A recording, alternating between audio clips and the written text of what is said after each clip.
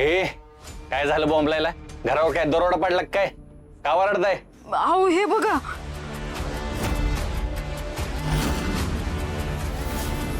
इथं रक्त कसं काय?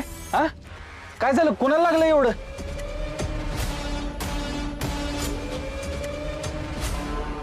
नाही नाही, रगत नाही वाटत आहे, कुकवाचं पाणी वाटते. नाही ग रंजी, हे रगातच आहे. रातच्याला ना मांजरीनं उंदराला मारलं असेल बघ. नाही हो, हा काहीतरी वेगळाच प्रकार आहे. हो ना हो.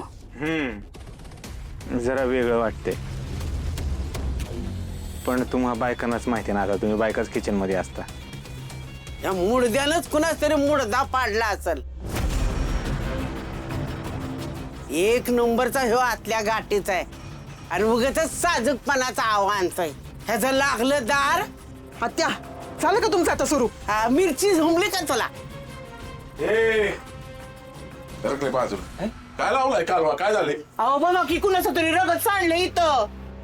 ह्या भामट्यानंच कुणा तरी जीव घेतला असेल. चिवळ्या, तू पोलिसांना बोलव पहिला. ए म्हातारे, नको तिथं ना डोकं लावू नको तुझं. माझं रगत सांडलंय.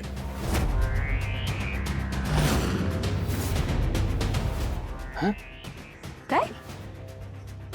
ते कसं काय व? काल रातच्याला पाणी प्यायला आलो होतो तवय. मला एक सांगा, सुरा वाटीमध्ये कुणी ठेवला होता? माझा पाय पडला, पाय कापलाय माझा. केवढं रगत गेलं माहितीये का तुम्हाला? तुम्हाला काही डोके बिके आहेत की नाही? हा का माझा जीव घ्यायचा आहे तुम्हाला? नाही हो, तसं नाही. श्यामला केला असणार आहे. एक काम धड करता येत नाही ही द्रट कुणीकडची. मी नाही ठेवला आत्या, तुम्हीच ठेवला असणार आहे. कुणी उचलता का याची वाट बघत. श्यामे, पोराने तर रातच्याला खेळायला नाही घेतला. अहो एवढ्या रातच्याला पोरं कशाला खेळायला घेतील? अरे त्या भामट्यानंच घेतला असेल कशाला तरी. आत्या, तुमचं वाईस तोंड ना बंदच ठेवा. त्यासने एक तर एवढं लागलंय आणि तुमचं आपलं भलतंच काहीतरी चाललेलं असतंय. हे गप तू. मी काय म्हणतोय आप्पा, तुम्हाला एवढं कापलंय तर मला एकदा सांगायचं ना. तू काय गेलं असतं? डॉक्टर आहेस तू? नाही डॉक्टर नाही मी, पण मी डॉक्टरकडे घेऊन गेलो असतो. याला म्हणतात बघा काळजी. आता या घरात माझी कोणाला पडलेलीच नाही. ए फुले, सगळं साफ करून घे व्यवस्थित. चांगलं स्वच्छ कर.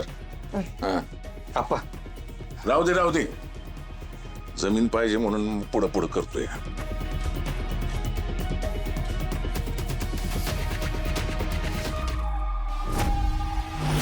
हे म्हातारा जरा जास्त शातीर दिसते.